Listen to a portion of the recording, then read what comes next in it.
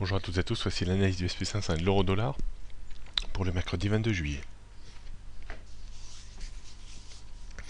Le SP500 reste toujours dans cette zone de trading range 2050-2125 points et comme d'habitude, à l'approche des 2125 points, l'indice a reflué en direction des 2100 points. Rien de dramatique pour l'instant. La forte tendance à la reprise ces derniers jours se tasse un petit peu et on rentre dans une petite phase de consolidation. Est-ce que cette consolidation sera un mal pour un bien, c'est-à-dire permettra une prise d'appui vers les 2080-2100 points pour tenter un nouveau débordement de 2125 points? Ça reste possible. Ou est-ce qu'on reviendra sur le bas de la zone de trading range vers 2050 points?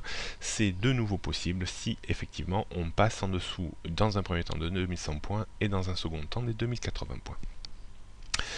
Donc rien de bien nouveau sur le front du SP500 qui reste dans une évolution totalement comprimée.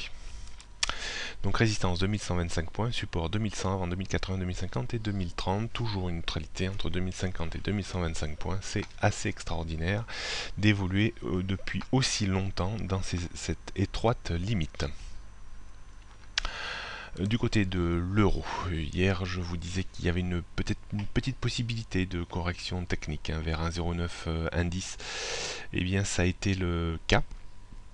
On a bien rebondi sur le support majeur à 1,0820. Ça ne veut pas dire pour l'instant qu'il est totalement sauvé, mais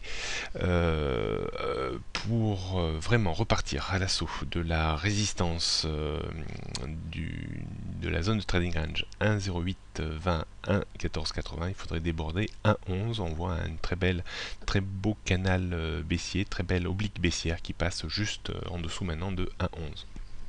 Avec également un niveau de résistance important vers un 10. Donc on surveillera un 10, un 11 et bien sûr un 0,820 à très court terme.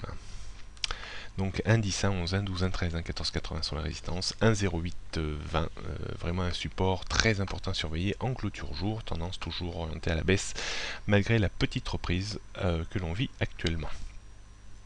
Bonne journée à toutes et à tous et demain.